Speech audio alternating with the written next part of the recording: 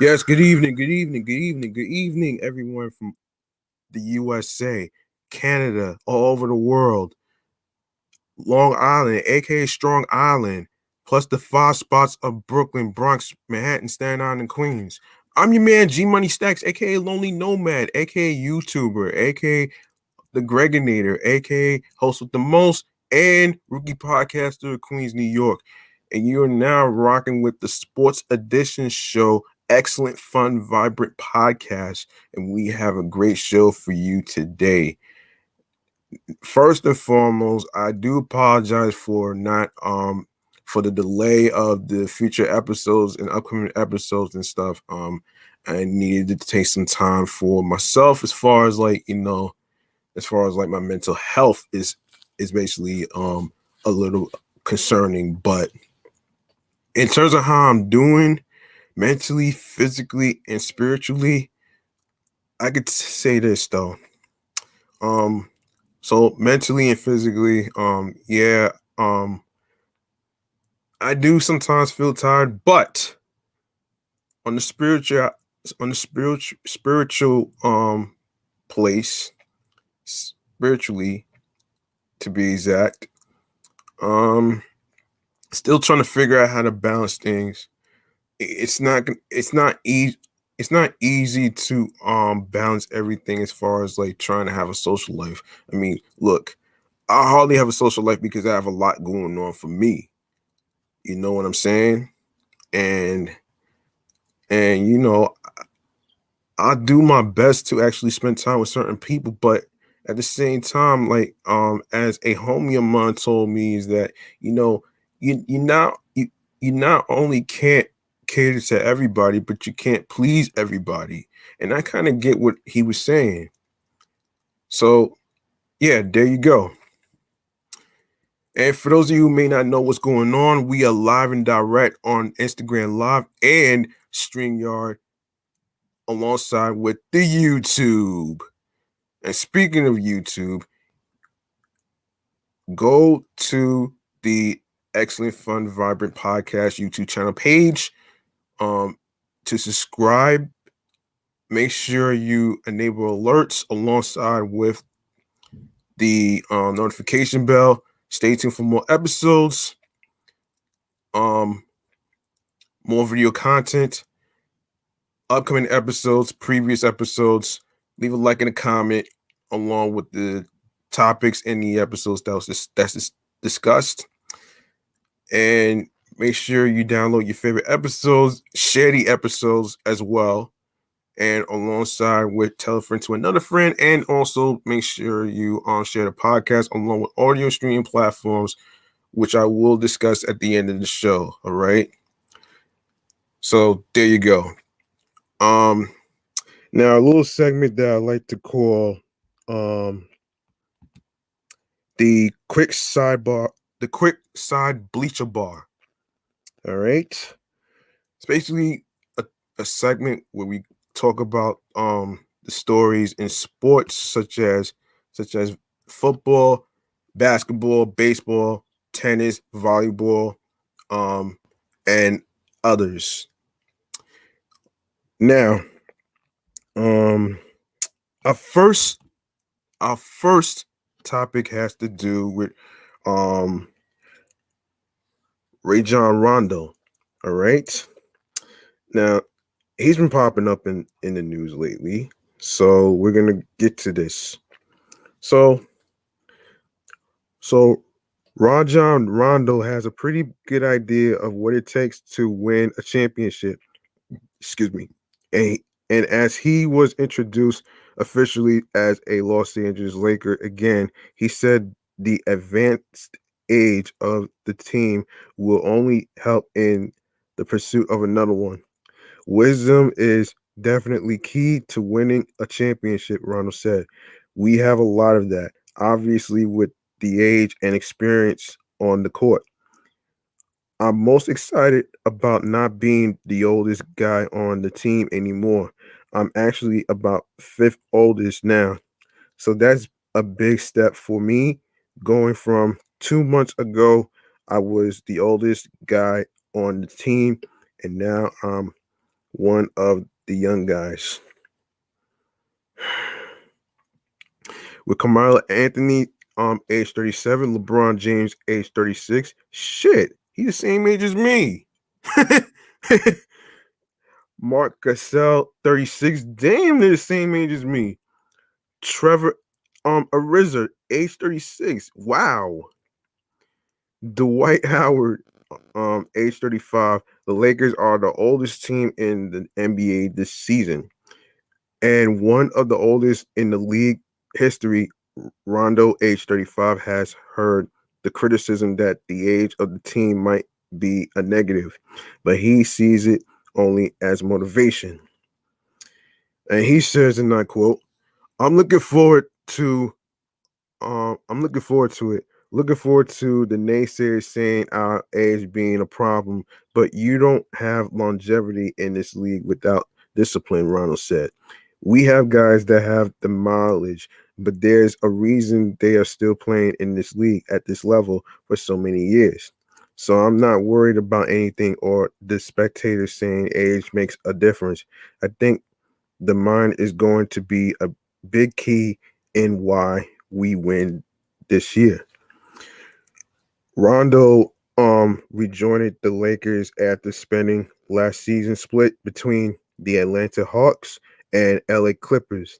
He was traded by the Clippers to Memphis in the Eric Bledsoe deal, agreeing to a contract buyout with the Grizzlies. After clearing waivers, he officially signed with the Lakers on Tuesday, with the Lakers he'll add to the backcourt depth. Backing up recently required Russell Westbrook. End quote. More excitement, more energy in practice, Ronald said of playing with Westbrook. Looking forward to a lot more competitive competitions with him and other guys on the team. It's a hella um it's a hell of a team as far as a lot of competitors. And I'm looking forward to getting better each day in practice with those guys. Rondo dealt with injuries last season and didn't factor in as a big part of the rotation for the Clippers down the stretch. With the Lakers, though, he expects to be healthy and in position to be a factor this season. Um, End quote. It hasn't been 10 years. I don't think I've changed much. I don't think um my game has declined, Ronald said. But you are only as good as your coach believes in you. And going forward this year, looking at this Lakers team and the roster, understanding um where I am in my career. At the same time, I think I can still bring a lot to the game. But my main focus is if we win, nothing else matters. Rondo said his prior relationships played a big part in his wanting to return to the Lakers, noting a trust in coach Frank Vogel, as well as his connection with James and Anthony Davis. A two-time champion, Rondo was a key contributor to the Lakers title in 2020 in the Orlando bubble.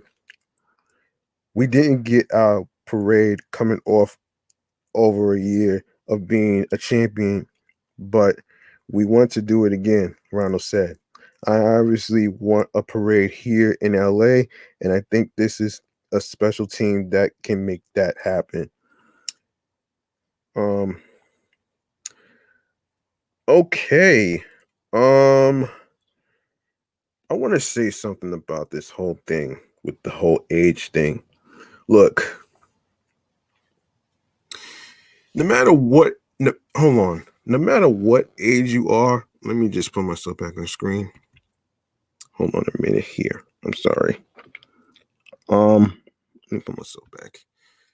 Um, as far as age is concerned, I think age for me and in general, as far as like a sport that you're doing in your career, I, I don't think that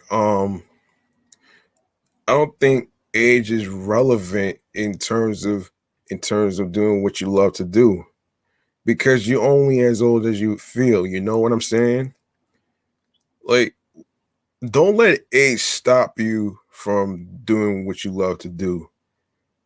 At the end of the day, I mean, in certain cases, yeah, um, sometimes age is nothing but a number, but in certain cases, it's always certain, dark, which I'm not gonna get into on this show right here. Um, so yeah, so good luck to Rondo Rajon for being a Laker, and congrats.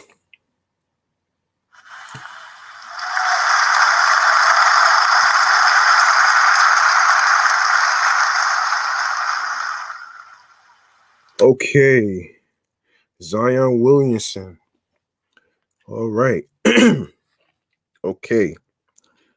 All right. So let me see. Charles Barkley always got some slick shit to say about somebody. But anyway, Sir Charles Barkley has some funny comments on Zion Williamson's weight issues. Looking at a warm-up clip of the power forward, he said, "Looks like me and Shaq had a baby."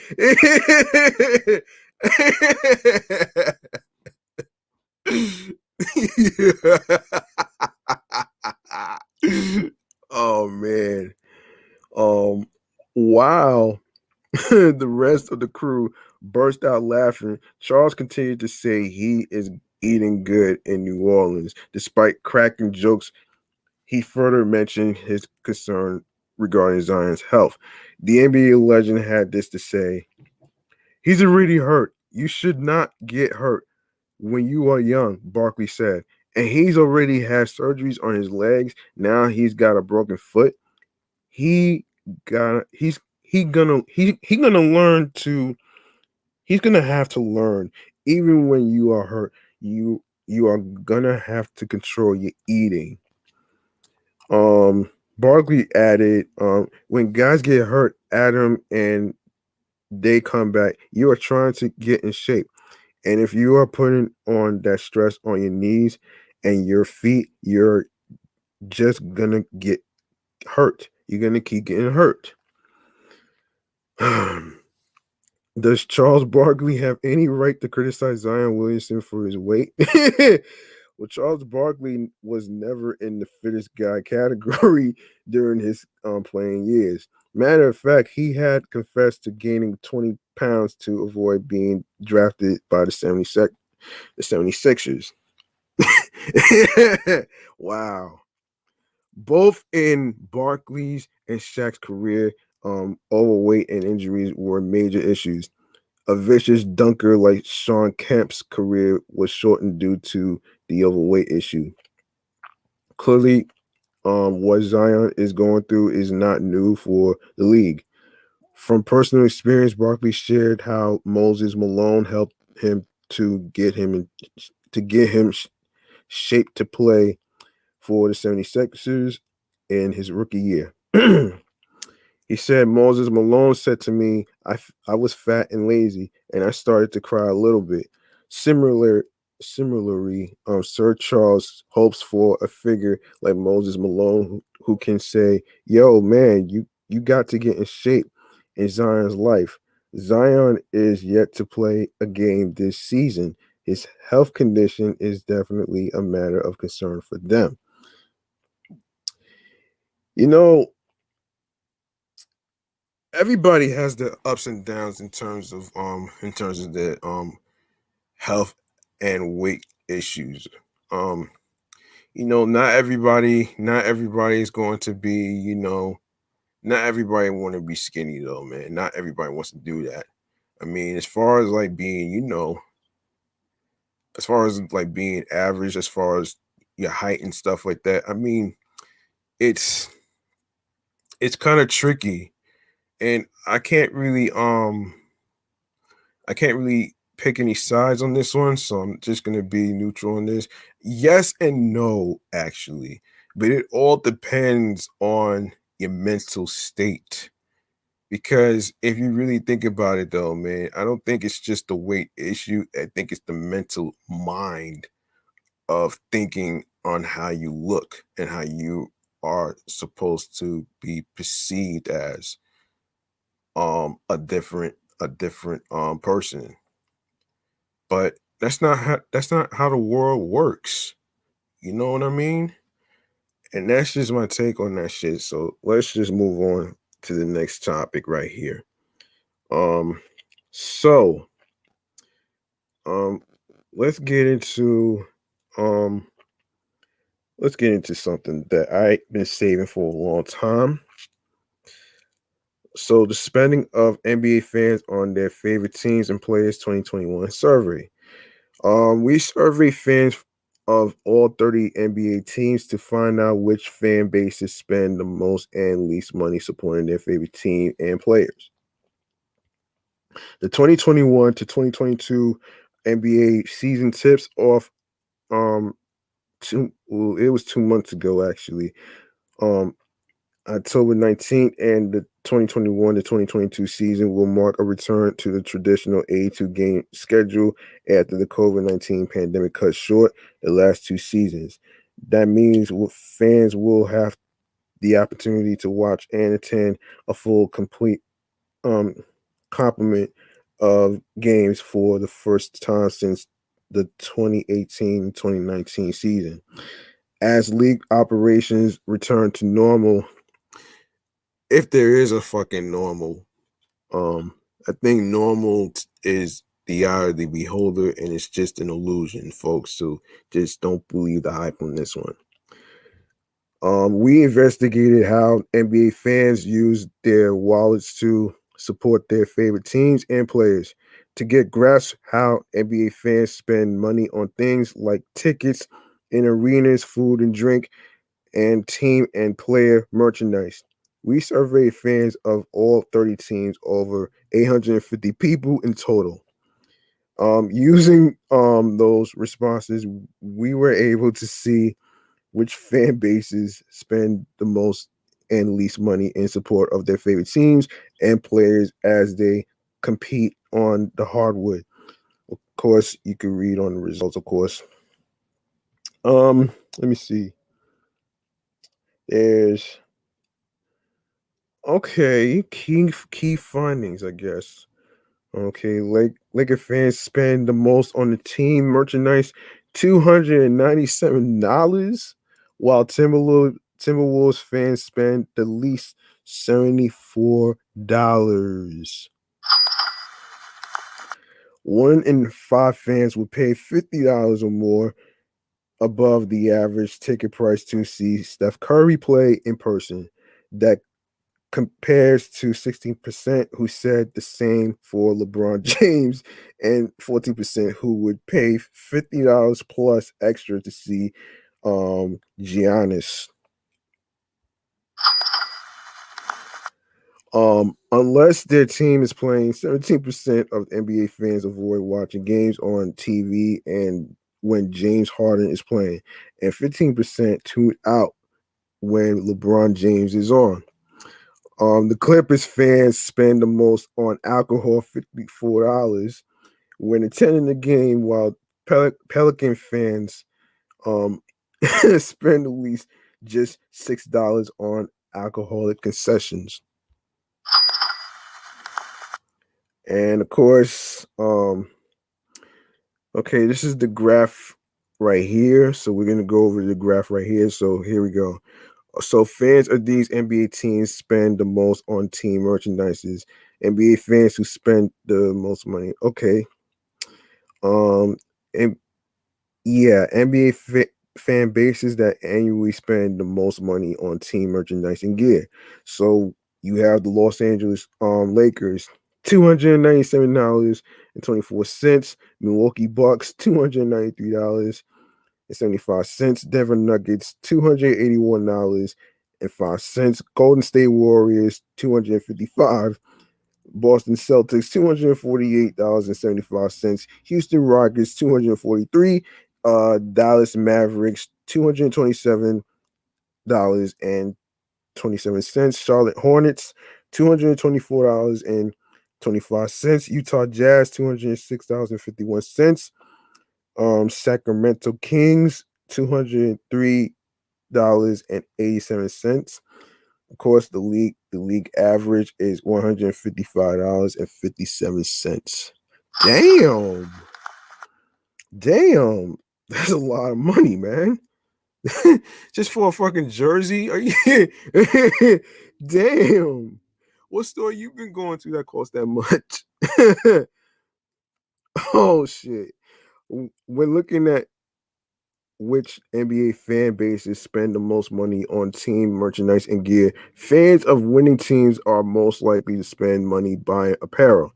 Only 3 teams in the top 10 had losing records last season, and only 2 failed to qualify for some form of postseason action. The top 2 fan bases for spending on team gear, the Los Angeles Lakers and Milwaukee Bucks, represent the last 2 teams to win the NBA championship. Purchases of merchandise celebrating those titles probably contributed to their high finishes. Additionally, 3 other teams in the top 10, the Warriors, Celtics, and Mavericks, have all won championships in the last 15 years. Before I continue, let me get a drink. Stay with me.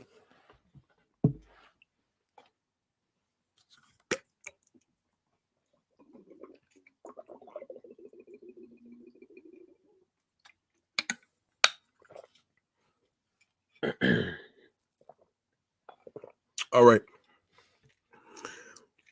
Okay, so we got another chart here.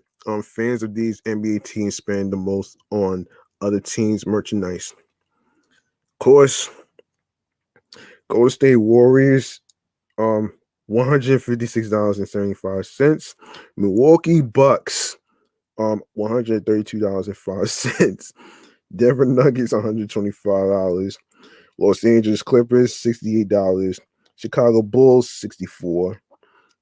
Detroit Pistons, $49.14. Los Angeles Lakers, $48.13. Orlando Magic, $46.96. Utah Jazz, $45.47. And New York Knicks, $45.25. The NBA is driven by star players more than almost any other major American sports league. Individual players often earn adoration or scorn from fans of other teams, regardless of overall team loyalties. For that reason, we also ask fans to tell us how much they spend every year on merchandise and gear of players on teams other than the one they primarily root for. Man, this is interesting, actually, man. I didn't think everybody could actually, spend a lot of money on a shopping spree for, particular jerseys of teams that they root for. I'm not knocking that, but excuse me, but wasting a lot of money on fucking jerseys and shit is like, I don't know. I don't know if I would do something like that, even if it's a team. But I mean, I don't know. I don't know. It's a little far fetched for me. Oh shit. Oh man. Um let me see. All right, so the NBA is driven by star players more than almost any other major American sports league. Individual players often earn, yeah, I already read that part. 3 fan bases indicated they spent over $100 a year on player apparel from teams other than their own. The Warriors, Bucks, and Nuggets. Not to be confused with chicken nuggets, folks. Interestingly, um, these are all very good teams that feature the kinds of superstars that fans of other teams tend to support. In Steph Curry, Giannis, and reigning league MVP Nikola um Jokic. Um yeah, so fans of these NBA teams spend the least on team merchandise. NBA fans who spend the least money on team merchandise.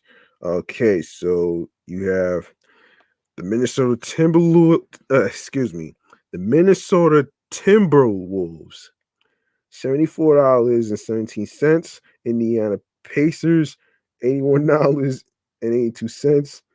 Memphis Grizzlies, $83.89.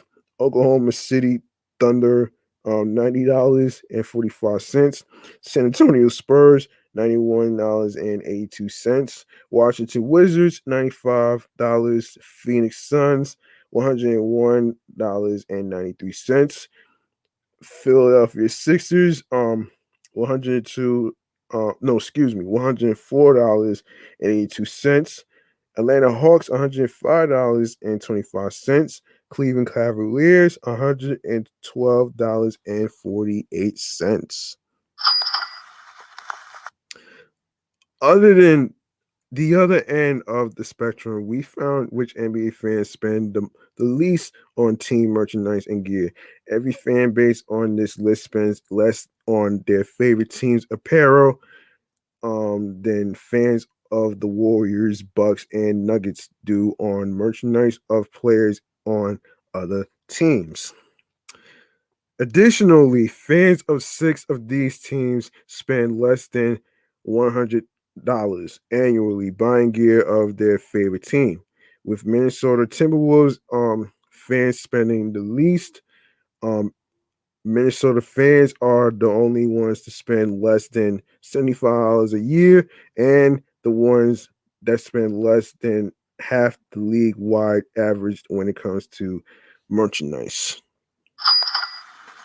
Two of the three fan bases that spend the least money on team merch, the Timberwolves and Grizzlies, root for teams that have never made it to the NBA Finals.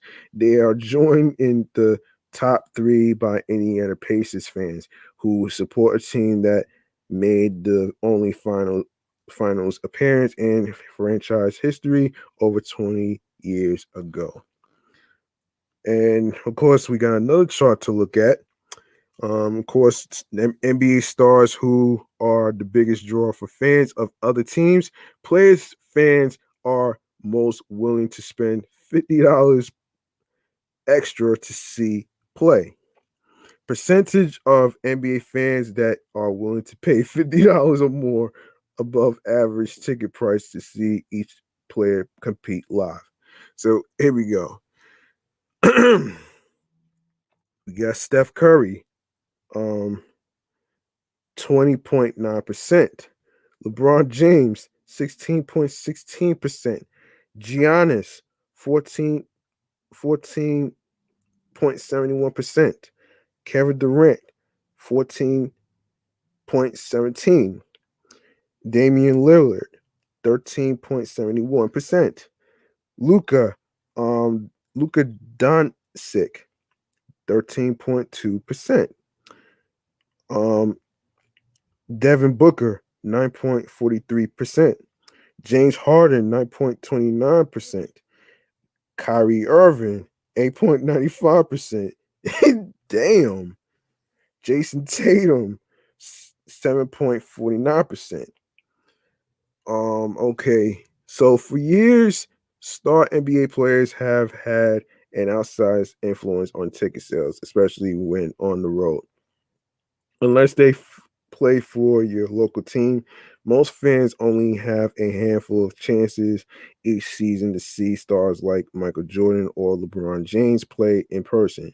With that in mind, we ask fans to tell us how much over the average ticket price they would pay to see each of the 10 most popular NBA players based on the best selling player jerseys of last season.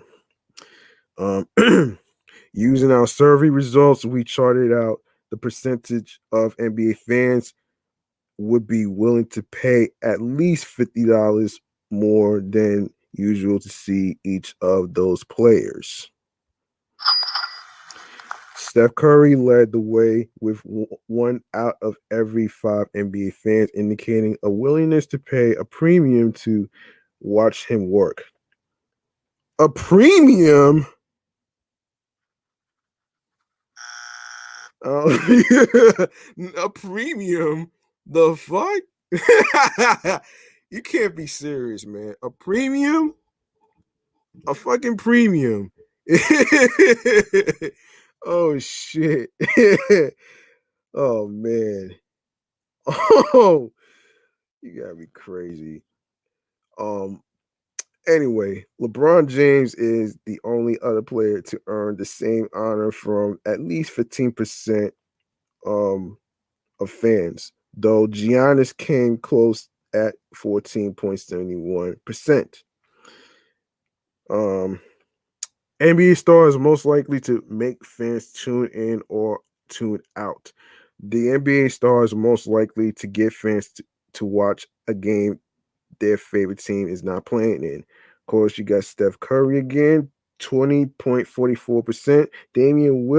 Lillard, excuse me, 14.98%. Kevin Durant, 12.89%. Then you have the NBA stars most likely to get fans to avoid watching a game their favorite team is not playing in, which is James Harden, 17.07%, Kyrie Irving, 15.8%, LeBron James, 15.13%. Um, Outside of the few times each season these top players visit each NBA city rather, their star power means they frequently play in primetime, nationally televised games. We asked the fans in our survey to tell us which stars make them most likely to watch a game their favorite team is not competing in, and which players they try to avoid.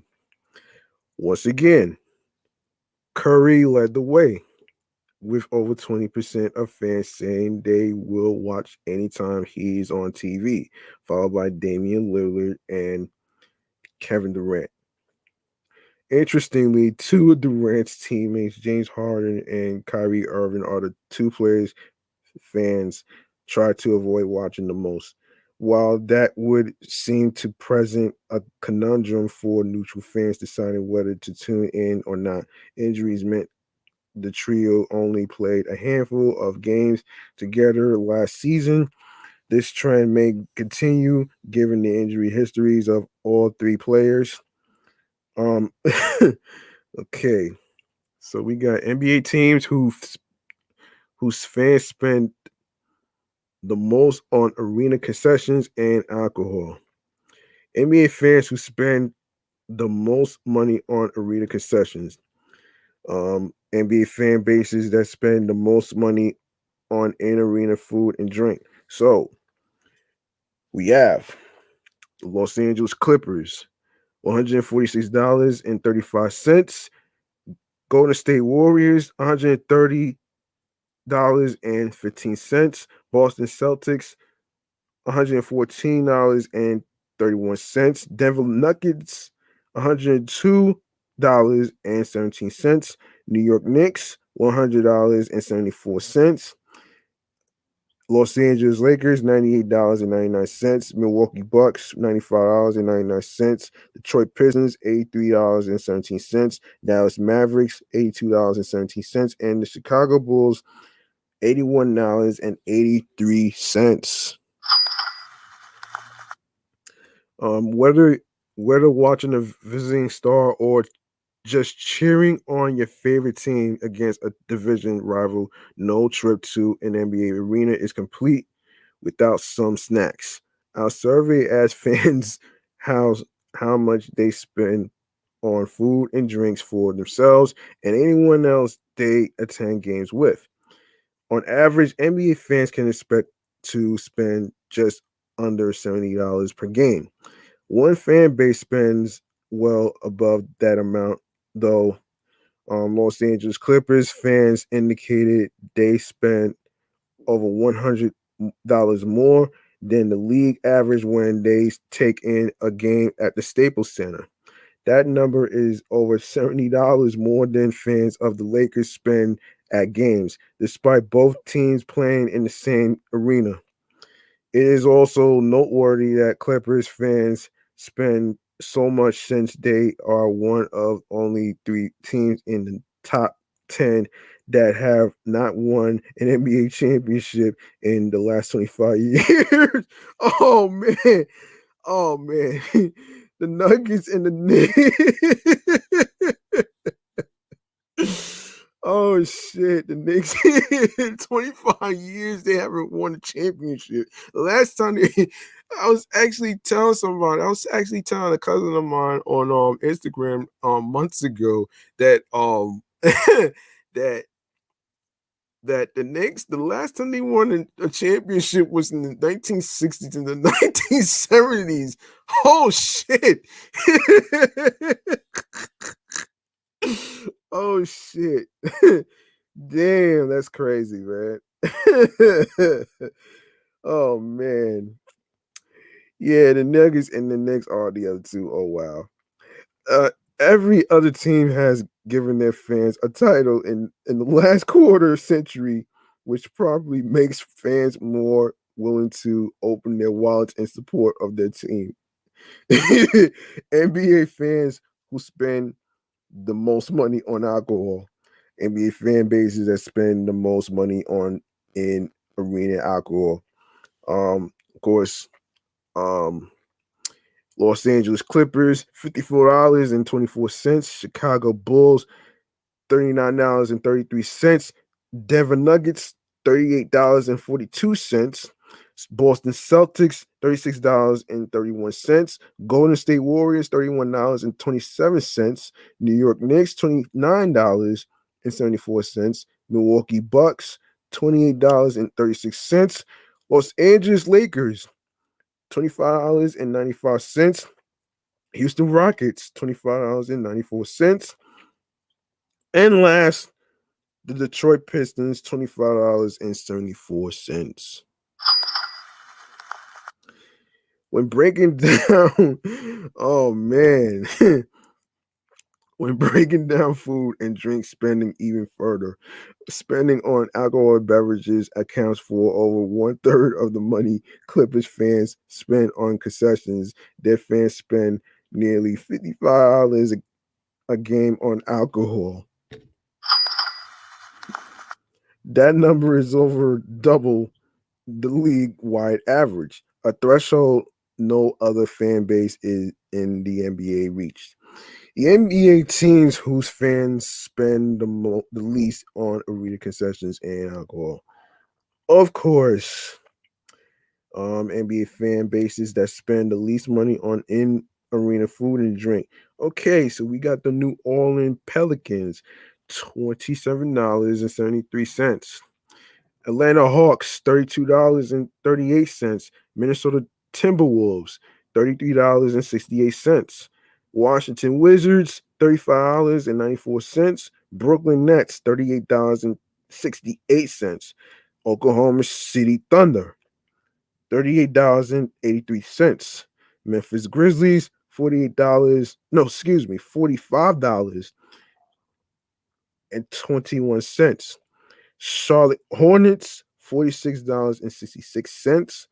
Philadelphia 76ers, $46.69.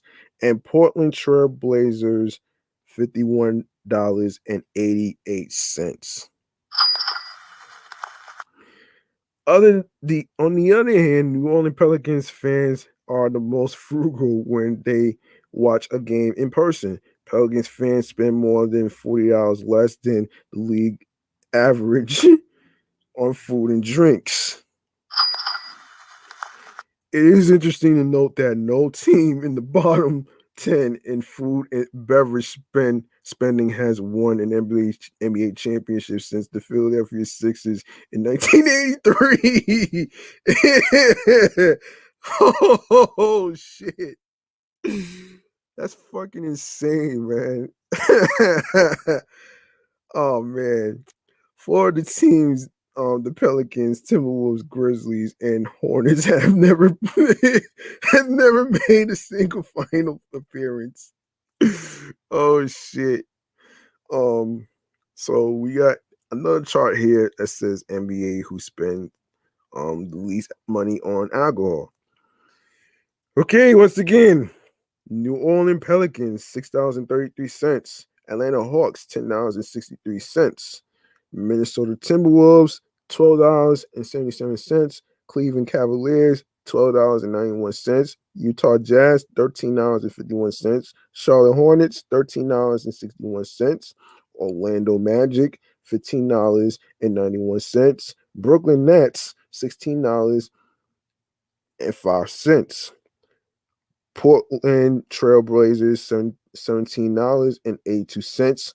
Washington Wizards, $18.13. Ain't that crazy? Ain't that crazy? The same three fan bases that spend the least on concessions in general also spend the least on alcohol and in the same order. Pelicans fans spend less than one third the league average on alcohol, while Atlanta Hawks fans spend less than half the league average. Excuse me. Ways to save while supporting your favorite NBA team. Okay, no matter who you root for this NBA season, here are some ways to save money while supporting your team. Save on team gear while shopping online. Outside of the team store, there is nowhere better than the internet to find team clothing and apparel. Fans can save money shopping online if they know where to look. So be sure to shop around for the best deals on team apparel. Get rewarded on get re- get rewarded for online purchases. Not all credit cards are created equal when it comes to online shopping. The best credit cards for online shopping can help you earn the most points when buying things like team gear and game tickets. That's not really something I do actually, to be honest, folks. That's just not in my nature to actually do that. So I can't really say I would do something like that, but but that's just me. Um yeah. Um anyway. anyway, so earn tickets and special experiences. Some credit card reward programs can earn cardholders access to events such as tickets to see their favorite team. If that's something that interests the fan in you, be sure to check out how to earn unforgettable experiences with a Chase Sapphire preferred or reserved card. Now I don't got none of those shits though, man. I ain't worried about that shit. So the mythology. Um,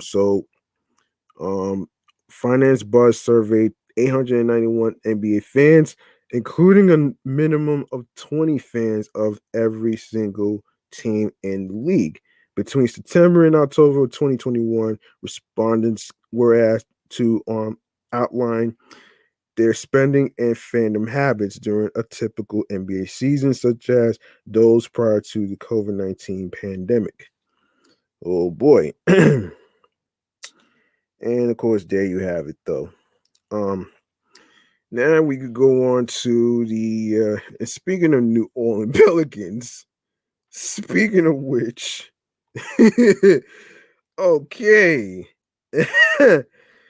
We got another news about Zion Williamson. Of course, New Orleans Pelicans Williamson. What has led to his delayed return? When the injury occurred, the impact on his contract extension. As you can hear the fireworks, I can't really control that. So in a sobering statement about the New Orleans Pelicans season, the team has announced more delays to Zion Williamson's return from a broken foot than it has victories this season. Another one was given Tuesday, and yet again, it was not a statement that Williamson is ready to make his debut. It was the most promising update yet, though, as a return might actually be on the horizon for the thrilling but injury plagued young phenom. There's a big hole in the Pelicans lineup and offensive output that should be eased greatly by Williamson's presence. Without him and dealing with other injuries, including to star Brandon Ingram, the Pelicans stumbled to a 2-14 record, losing a league leading 4 games in this season when ahead by 15 or more points. They are looking to become the first team since the 1996 and 1997 Phoenix Suns to start 1 to 12 or worse and still play beyond the regular season. The Suns started 0-13. Okay. Um, Here is a simple fact updating the situation and the journey that got the team here.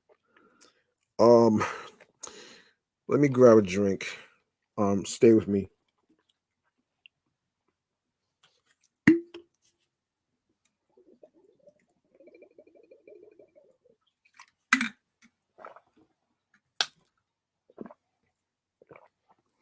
Okay, hold on. All right. Okay. Um, so that's still when will Zion make his season debut? That's still up in the air. But the Pelicans announced on November 26th that Williamson was cleared to participate in full team activities. That comes 10 days after he was cleared for contact.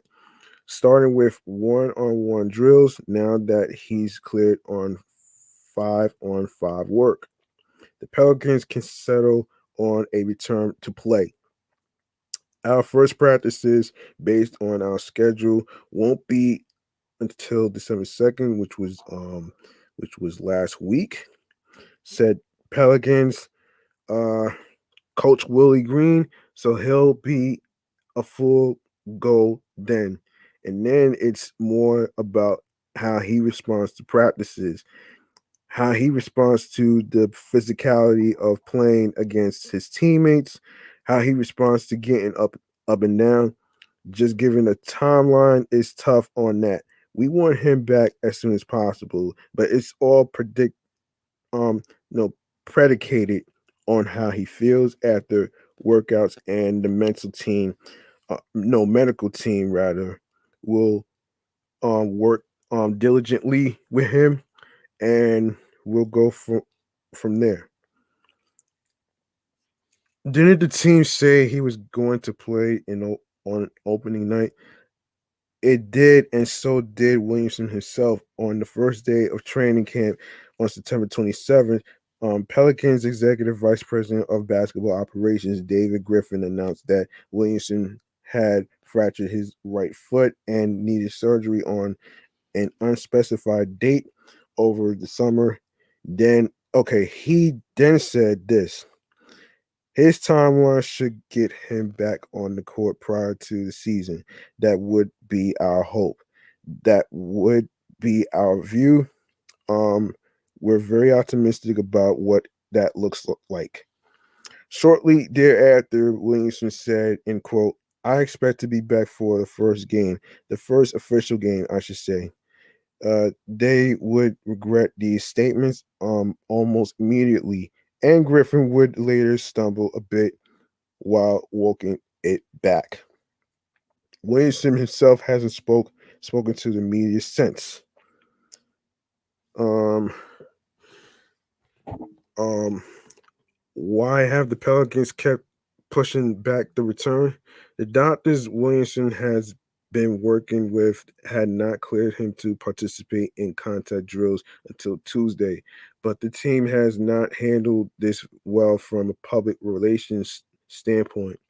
It kept the injury and surgery quiet, sources said, out of respect to Williamson and his preference for privacy.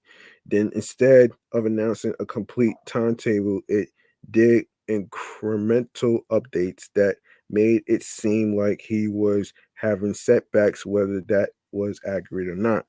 That strategy may have helped with the front office's relationship with the franchise player, but it hurt the team's credibility with its fan base. It has made it challenging to accept subsequent um, updates at face value.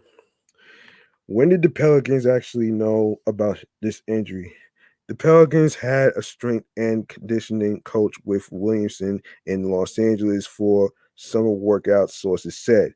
So they were aware Williamson was hurt, perhaps being vague about the timing of the injury. Griffin has said um, both early in the summer and before summer league was to honor Williamson's request for privacy, but that did invite speculation of whether the team was in loop, which is naturally a sensitive topic.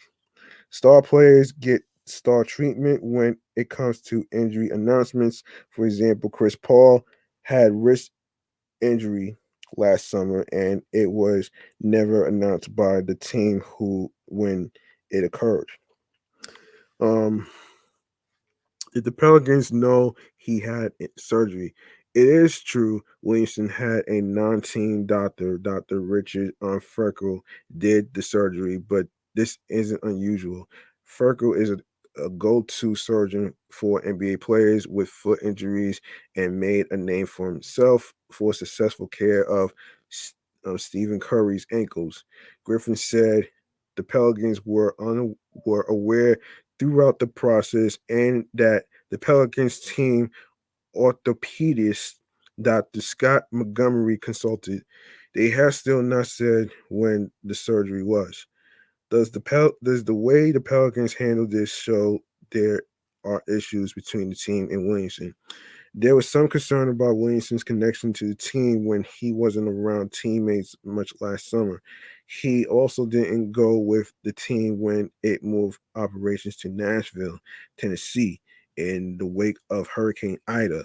Williamson explained this absence, citing that the unannounced injury and saying, when my teammates see me, I want them to always see me with my head up high. I didn't want to be around them giving off that bad energy. Speculation um, about trust issues has increased with um, the way the team handled this injury publicly. When Williamson was a rookie, there were some abnormalities in handling his return from knee surgery, which appeared to generate friction. In the 2020 Orlando, Florida bubble, Williamson and the team were at times evasive about why he left the bubble for a period. Additionally, Williamson probably supported the re-signing of free agent Lonzo Ball last summer, and he was eventually traded to the Chicago Bulls. As for his relationship with the front office, again in Williamson's words from September, end quote, it's all love with me and Griff. We're both competitors and we both want to win. Do we disagree on some things? Yeah. Who agrees on everything? We don't. I think that's what makes our relationship great. How sure is it that Williamson will sign a contract extension with the Pelicans next summer? This is what Williamson said about playing with the Pelicans. End quote. I love it. I love the city of New Orleans. I don't want to be anywhere else. Um, of course, rival teams are monitoring the situation. It is important to know the rules are set up to financially motivate players coming off their rookie contracts to stay and extend. Nearly all young stars have re signed with their teams under the current system. This is rare. But if a player were to credibly threaten to sign a 1 year extension after his fourth year, it could apply pressure to his team to trade him. For example, this is the tactic that got Chris Tapp's Porzingis traded away from the New York Knicks during his third season. Porzingis' injury problems contributed to the Knicks' decision. One thing worth watching with this in hand, Williamson's 1 year qualifying offer is slated to be $17.6 million in 2023 to 2024, the largest in NBA history and the height of number that makes taking that 1 year deal more credible. But Williamson would need to start 41 games or play 2,000 minutes next season to qualify for that. Otherwise, his 1 year qualifier would drop to $7.7 million. Williamson's health is the most important, but watching his relationship with the team heading into next season will hold plenty of interest. Um, The Pelicans have poured resources, time, and energy to protect Williamson's health. They have changed members of the staff and even changed some of their culinary practices in an attempt to support him. They have talked with him about protecting his body from extra hits. Griffin has stood up for him privately, sending video clips to the league to illustrate how Williamson was getting beat up. When that didn't work, Griffin ripped NBA referees publicly for not protecting Williamson and was fined $50,000. So far, it has not shown terrific results, but everyone is going to keep trying. His talent is breathtaking. He showed it last season when averaging 27 points on 61% shooting in 61 games, as he displayed some of the most incredible interior scoring since Shaquille O'Neal, while ably running the offense. He's worth all the work and the wait, and the Pelicans and Williamson still have time to make this all come together. Yeah, yeah. Um, uh, let's hope that things will get situated and stuff with his condition, but hopefully, I mean, he'll be fine. I mean, he'll be fine. Um, anyway, so of course we gotta talk the Nets GM. Okay, so 2 months ago, right? The GM did an interview, and this is something like this. All right, so this is what happened. Um, okay, if the season started today, the Brooklyn Nets would have a few problems. Nets general manager Sean Marks told reporters on Tuesday that some of his team players would be unable to enter the Barclays Center due to the New York City recent vaccine mandate. Um, yeah. Um, okay. Let's see. From ESPN. Regarding if they could play today, I can't comment on who could play and so forth, Mark said Tuesday in the team's preseason news conference. There would obviously be a couple people missing from that picture. I won't go into it. I won't go into who it is, but we feel confident in the following several days before camp, everybody would be allowed to participate and so forth. When asked if he believed the issue would be resolved by the beginning of the regular season, Marks um, reportedly said, correct. It's unclear if that means the players in question will get vaccinated or something will change with the mandate. Next, Warriors also affected by NBA's vaccine decision. Um, New York New York's vaccine mandate went into effect on September 13th, requiring all people over the age of 12 to have proof of vaccination to enter certain covered premises in the city unless they have an approved medical or religious exemption.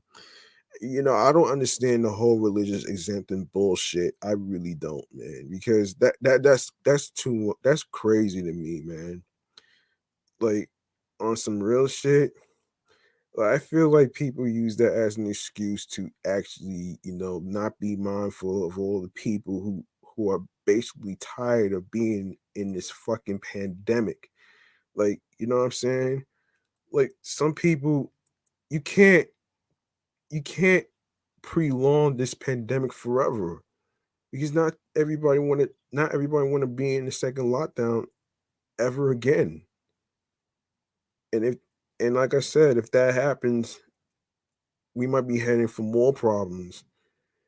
Of course, an economic tsunami, and of course, massive layoffs, and it's gonna be more crime going off for desperate money and shit. So anyway, Knicks Warriors, yeah, anyway. The NBA informed teams earlier this month that players would not receive an exemption from local vaccine mandates preventing unvaccinated people from entering their home arenas. At the time, that applied to three teams: the Nets, the New York Knicks, and the Golden State Warriors. For those reasons, Mark said he has had candid conversations with players hesitant about the vaccine. Okay, obviously I can't go. Yeah,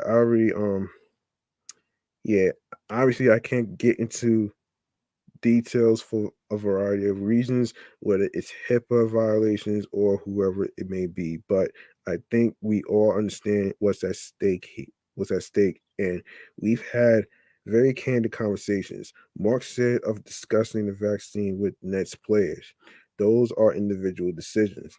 It's obviously out of control. We are supporting getting the vaccination and putting out a healthy squad. So at this point, I think we're ready to go into the season. We don't see these, whether it's a citywide mandate or a league mandate to follow, being any sort of hindrance to us putting out a team. NBA players are just about the only major group of employees on the court that are not required by the NBA itself to be vaccinated. All NBA coaches, front office and medical staff, security team communication staff, scorers, table staff, and officials have been hit with a vaccine mandate. But some players could clearly still face consequences for refusing the vaccine. Of course. And yeah, it is pretty tough, but it got to be done. You know what I mean? And speaking of getting things done, let's go into Ben Simmons. Of course, Ben Simmons believes the Philadelphia 76ers recent actions are exasperating his mental health issues and that the team wants to deem him fit to force him to play, regardless of what he tells the team's mental health therapist. His agent told The Athletic on Thursday. I truly believe the targeting, the negative publicity shine on the issue. That's very unnecessary and has furthered the mental health issues for Ben. Clutch Sports CEO Rich Paul said, either you help Ben or come out and say he's lying. Which one is it? A 76ers team official told The Athletic on Thursday it is absolutely not the case that they are forcing his return or accusing him of lying. The team's position is that he should partake in all team activities until there is information from its mental health professional or Simmons that would prelude him from playing. The 76ers say they have been fully supportive of Simmons' process and have worked to provide him with all possible resources.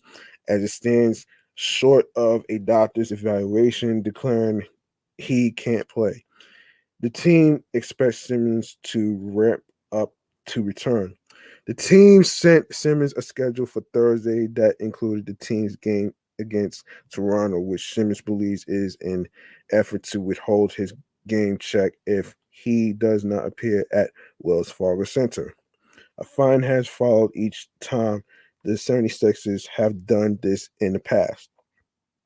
Simmons, who requested a trade out of Philadelphia in June, showed up to the arena on Thursday afternoon for a team meeting, but did not participate in the team walkthrough or the game versus the Raptors. Simmons, age 25, has had no timetable to return to game action, but he has made it clear to team officials that he wants to be back on the floor when ready. Simmons has been participating in individual workouts, day-to-day body treatments, team shoot-arounds, and meetings. End quote. In this case, we have to give Ben help and not put finances above mental health, Paul said. As an agent, I understand contractual obligations and I hold myself accountable in this business. But if someone is telling you something, we can no longer turn a blind eye in today's world. This is no longer about a trade. This is about finding a place where we can help Ben get back to his mental strength and get back on the floor. I want him on the floor playing the game that he loves. I want Ben on the floor, whether that's in a 76ers uniform or any other uniform. That's not up to me. But I want him in a state where he can resume play. We want to cooperate and want to work him back on the floor. Sixers officials said they were pleased to hear Paul state he is open to Simmons staying in Philadelphia. President of basketball operations Daryl Morey and other team officials have said that they believe Simmons is a piece for their championship contending team and want him back in the lineup. After telling the team over the summer that he wouldn't report to training camp, Simmons arrived in Philadelphia on October 11th, 2 weeks into camp. The 76ers say that October 22nd was the first time Simmons informed the team of any mental health concerns, and the moment they received his message, they made available resources and provided support. Paul, however, said the 76ers were informed in the offseason that Simmons was not mentally ready to play in Philadelphia. Um, the 76ers stopped finding Simmons on October 22nd, but after 2 weeks went by without further information from Simmons about his process and clarity on his return to play status. The franchise reinstated fines and withholding payments on November 5th. Only then team's officials say, did Simmons meet with the team affiliated specialist on Monday, November 8th? Team officials insist they have shown good faith throughout the process, such as releasing to Simmons the 8,000 the no the 8.25 million they withheld in escrow on October 19th, hours before he was thrown out of practice for declining to participate in a defensive drill, providing him with specialists to treat his back injury and mental health assistance as needed. Sixers officials emphasized that to date, the team has yet to receive any information from his team, therapist, or Simmons' personal specialist that would preclude him from playing or practicing. Of course, Paul, however, says that Simmons is not yet prepared to play. He's not there yet. How can a doctor who has only met with Ben once say Ben is mentally ready to play? So, do we keep digging on him or help him? Paul said. Now that we understand that reluctance from Ben, it all makes sense. There was a shying away from it. If Ben has repeatedly showed behavior that entails he isn't mentally ready to play, embrace him, support him. We have to remove our ego from it. We all have to take responsibility. Paul says he still respects the team's upper management amid The current dispute, I don't think the 76ers are a bad organization. Josh Harris and David Blitzer are great governors. They've done a great job with the organization. I have respect for Daryl Morey, Paul said. Ben has a mental issue. Let's support him. I'm happy he got up to a place where he realized and accepted help. I understand it's a business, but even in business, you need humanity. I have a great level of respect and love for the city of Philadelphia as someone who loves the game, but this isn't about that. This is about getting back to a place mentally where he can be back on the floor, and only Ben can tell us when that is. We have to allow him to do that. Simmons met with the 76ers mental health specialist on Monday for 1 hour, and team officials say more meetings are scheduled between the two and that Simmons must continue to show documentations of the steps he's taken as part of the process.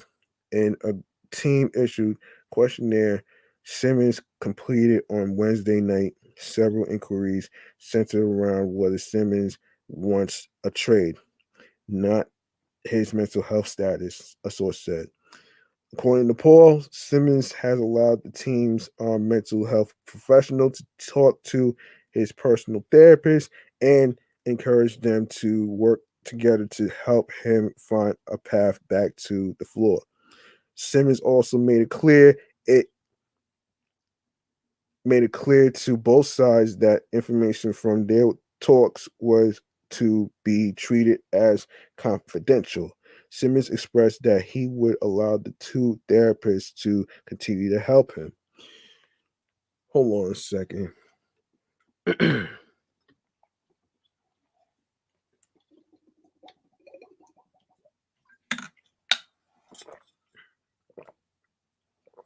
All right.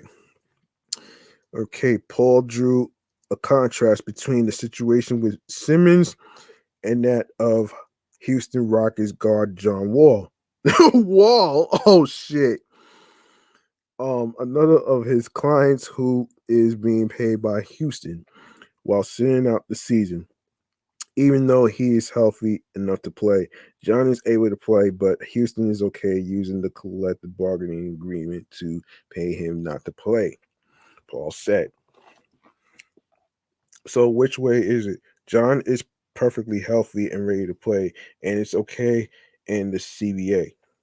We are being professional with both instances, but how can it go both ways? Um, excuse me. John and the Rockets, of course, have been professional about their situation, and we are also expecting the same with the 76ers. Simmons trade request in June followed a Game 7 loss to the Atlanta Hawks in the Eastern Conference semifinals, after which Doc Rivers and Joel Embiid made critical public comments about Simmons' play. Neither Rivers nor Embiid has apologized to Simmons for those remarks, sources said. Sources say 76ers ownership has not met with Simmons since he returned to Philadelphia, and president of basketball operations, Morey, met with Simmons one-on-one once when he approached Simmons about his playing status on November the 3rd. After being thrown out of his third practice with the 76ers, Simmons met with Rivers and his teammates on October 22nd and informed them that he was not mentally ready to play and needed time to be in the proper state of mind. Multiple teammates publicly and privately supported Simmons, with Tobias Harris saying, "We have to respect his privacy, his space, and we got to be there for him." Last week, the 76ers became increasingly irritated with Simmons because the organization felt he was not providing further clarity on his process and not working with their team specialists. Look, hold on a minute here. Okay, so this goes back to two previous athletes that decided to take a break. Like you have your Naomi Osaka, you have Simone Biles that needed to take a break from their mental health. But in Ben Simmons' case, he needed to take a break. I mean, it's not like it's not like the it's not like the games is going anywhere. He needs time for clarity. He needs time to actually, mentally be able to figure things out. You know what I'm saying? And I'm all for it. I mean, you can't expect perfection out of a player. This is a human being that's actually going through something, kind of like what everybody, including myself, has been going through. All right. I managed to take a break from recording podcast episodes and stuff like that to actually figure some things out with some clarity. And you know what I'm saying? I mean, you're not gonna be perfect all the time. You're gonna have your good days and you're gonna have your bad days. So it's not like you're gonna be able to. Nobody agrees with everything. You know what I mean? And I'm in full support of somebody taking a break for their mental health right here, man. So here you go, Ben Simmons.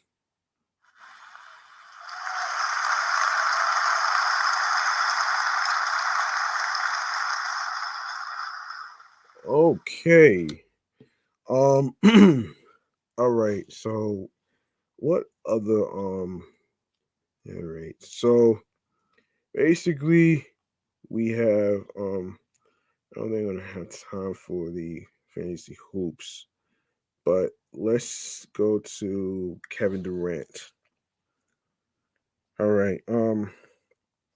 So we got Kevin Durant and the Brooklyn Nets will be in Ohio to play the Cleveland Cavaliers on Monday night. Durant did not play in the game between the Nets and Orlando Magic on Friday night at the Barclays Center with a shoulder injury. The Nets won the game and improved their record to 12 wins and 5 losses, which is good for the first seed in the Eastern Conference. Um, on Monday against the Cavs, Durant will play in the game, and his status can be seen in a tweet that is embedded below from the Twitter account of Fantasy Labs NBA. What's even more impressive about their record in the first 17 games is that they have not yet had Kyrie Irving play in any games this season. As for the Cavs, they come into the game with a um 9-8 record in their first 17 games. Um wow, that's interesting. That's very interesting right there though.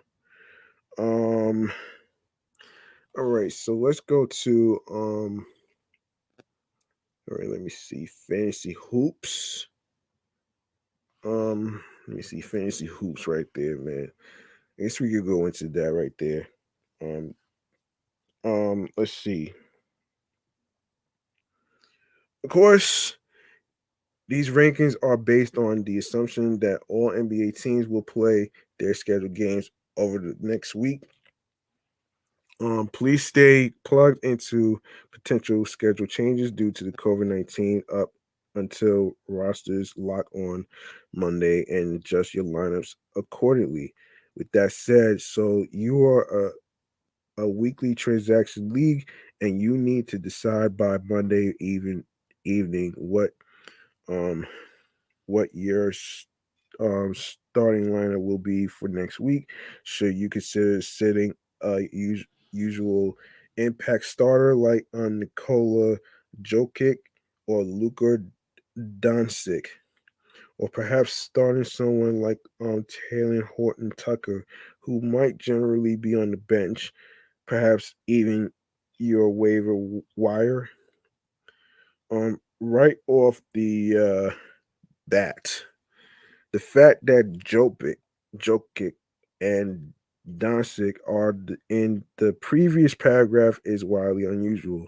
We're talking two of the highest scorers in the game, both of whom will likely have NBA MVP and fantasy basketball MVP hardware on their shelves before all is said and done. So let me make it clear that I would be extremely hard pressed to sit either of these Titans, even with only 2 games, unless I was in a very shallow league in which my alternatives were other star caliber players.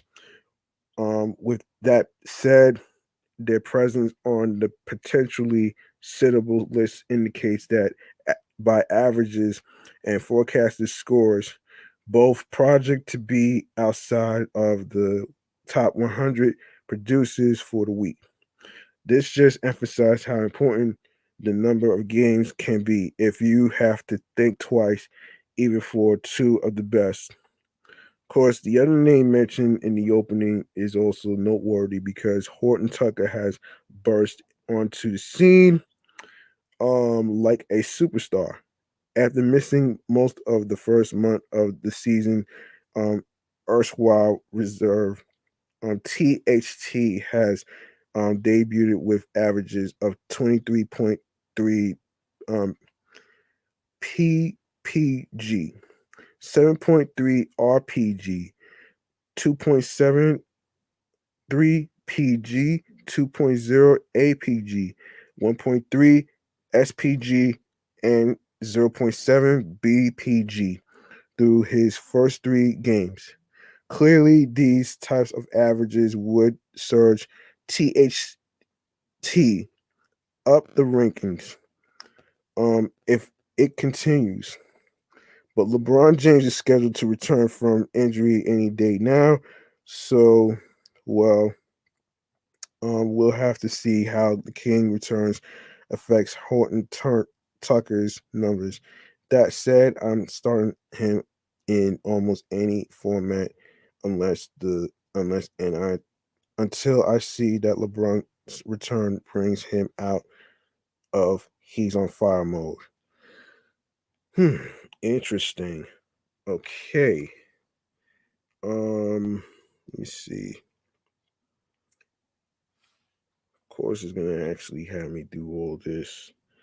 Um, so yeah, I'm not gonna get into another fantasy hoop thing, but I will get into this other thing. Um, so of course, Dirk Nowinski, Mavericks to retire number 41 jersey in January 5th ceremony. No member of the Mavericks will wear number 41 again. The franchise announced that it will honor the greatest Mavericks um, of all time, Dirk Nowinski, in a January 5th ceremony in which his number 41 jersey will be raised to the rafters of the American Airlines Center. Of course, you have the ceremony falls on the same night as the Mavericks take on the Golden State Warriors. Nowitzki, who was selected by the Bucks with the number 9 overall pick of the 1988 NBA draft rather, was acquired by the Mavericks in a draft night trade. After spending 21 seasons with the Mavericks franchise, Nowitzki retired following the 2018 and 19 NBA season. His 21 seasons as a Maverick stands as an NBA record for the longest career spent entirely with one franchise, uh, ahead of Kobe Bryant, 20 seasons, the Lakers, Tim Duncan, 19 seasons, Spurs, Udonis Haslam, 19 seasons with the Heat. In addition to holding high regard within Mavericks love, Nowinski is also regarded as one of the greatest players in NBA history, earning a spot on the recently unveiled 75th anniversary team. As the Mavericks are set to immortalize Nowinski in January, take a look at his all-time standing in the history of the franchise and the NBA. Of course, Nowinski will forever be linked to the Mavericks' magical NBA title run for of 2011, placing him as arguably the greatest international player in the history of the NBA. It's hard to argue with some of the numbers. So career averages 20.7 points, 7.5 rebounds on an average. Okay, 471 point 380 point 879 shooting splits. Um Mavericks all-time leader in minutes played with 51,368, third in the NBA history. Mavericks all-time leader in total points with 31,656 in NBA history. Mavericks all-time leader in games played with 1,522, fourth in the NBA history. Mavericks all-time leader in rebounds with 11,489. Mavericks all-time leader in blocks with 1,281. 14-time NBA star, 12-time All NBA 4x first team, 5x second team, third x third team. 2011 NBA champion, 2011 NBA Finals MVP, and 2007 NBA Most Valuable Player. Yeah. So yeah, I think that's about it for today's episode 6. Hold on a minute. Yeah, that's gonna do it for today's episode right here, man. And listen, if you like what you heard in today's show today, once again, I do apologize for the long delay of the episodes and stuff like that. I just had to shuffle some episodes to different dates and different dates at the same time at 6 o'clock and stuff. And of course, as a reminder, this show right here, this sports podcast that you're seeing right now, it's on Sundays at 6 p.m. On YouTube, all right? And the audio episodes is still going to be on Thursday. So don't worry about that one right there. Anyway, man, you can show some love by making a charitable donation to my Cash App by going to $ G Money Stacks 555 on there. All right. Once again, it's not about breaking the bank, folks. It's all about doing what you can and whatever amount you are comfortable with, whether it's $1, whether it's $5, whether it's $10, whatever amount you decide to put will be appreciated. So listen, you can also follow the show Excellent Fun Vibrant Podcast on Instagram alongside with my review show Meticulous Vibe Juice Podcast. My number one show that's currently celebrating the 1 year anniversary. I'm still celebrating that shit, which is Off the Meat Rack Chains New York podcast on Facebook and Instagram, all in one word. And you could also follow me on the gram as well, which is G Money Stacks 555 in Queens, New York. All right. And also you can follow me on 17 Live, which is G Money Stacks Queens, New York. All right. Here's the thing about the 17 live stream situation though. I took a break because I wanted to see what it'll feel like if I actually did it on Instagram Live as well. But most likely I am going to return to 17 Live next Sunday. Hopefully I'll be able to get back to it. So I don't want to feel like I'm neglecting the people over there. So, with that being said, man, we're gonna go into where you can listen to the podcast episodes. So, just bear with me. Also, man, yeah, before I even get into the streaming platforms on the go, right? Um, like I always say at the end of the show, it's very important to actually take time for yourself. Especially what you're going through, whatever case scenario may be. In Ben Simmons' case, I really feel like that he needed time to actually figure things out for himself. The same goes with the other athletes that took a break from that, and I actually took a break myself. Couple days ago. You know what I'm saying? And just trying to figure some stuff out, man. I mean, that's what this shit is about, man. Mental health is about mental health is about your well-being. You know what I'm saying? Your well-being comes first before anything. You know what I mean? And that's how it's gonna go down.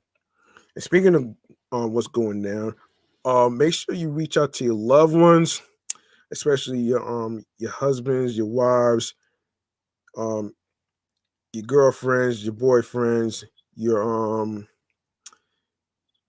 friends, your athletes, um, depending on which sport they're playing, whether it's basketball, football, baseball, tennis, um, volleyball, bowling, shooting pool, whatever sport it is, though, man, it's okay to take a break, man, and I actually commend that. So that's pretty much my take on the whole mental health check-in aspect, though, man. You know what I mean? So listen, you can listen to the sports edition show of Excellent Fun Vibrant Podcast on Anchor, Audible, Amazon Music, Breaker, Deezer, Listen Notes, Play FM, Pocket Cast, Podcast Addict. We are also on Podorama, Podo Polo, um, Podchaser, Reason FM, Spotify, Stitcher, TuneIn Radio.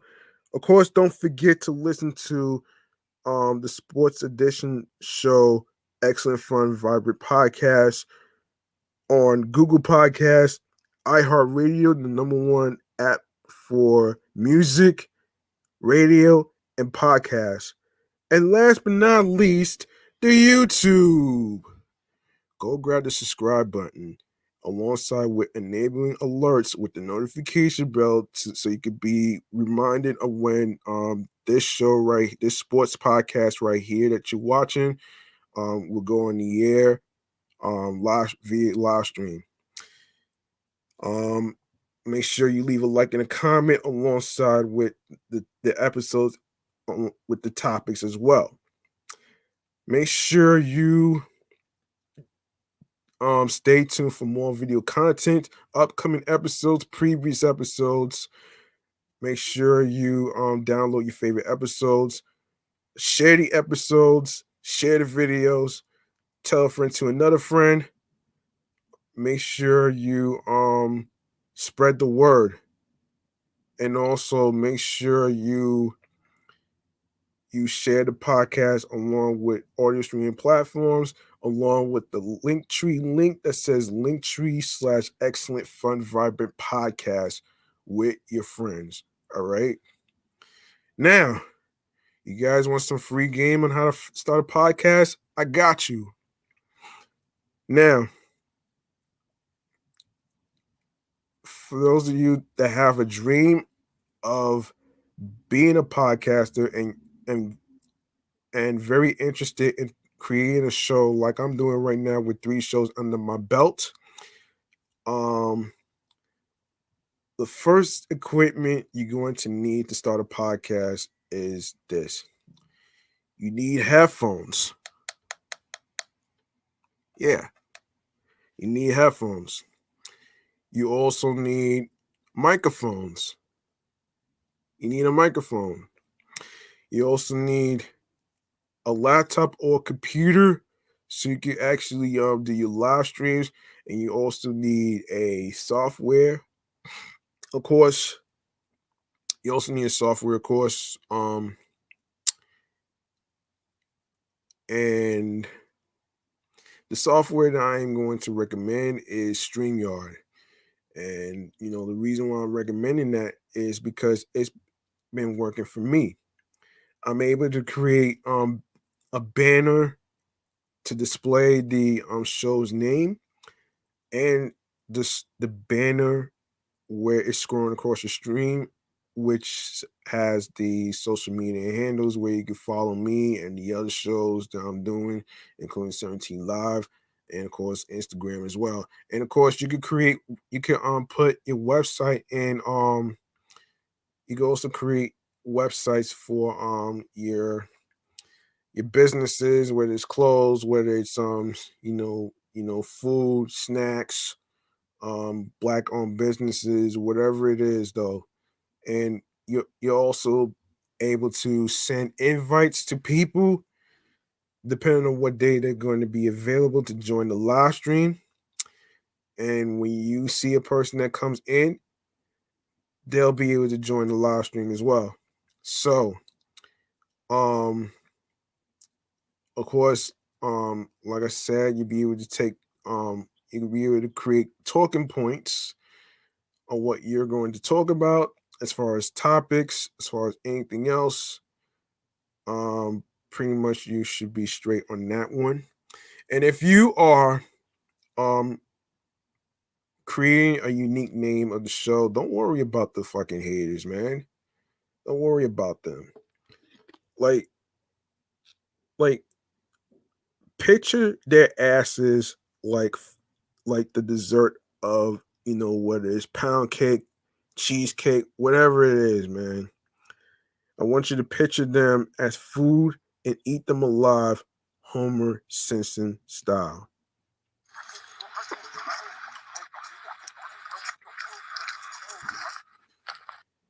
And by the way, if you interested into doing this, you can go download the Anchor app onto your phones, your iPhones, your Android phones, your Mac, your Windows, on your laptops, your Android tablets, um, or you can check out the website anchor.fm so you can get yourself a head start.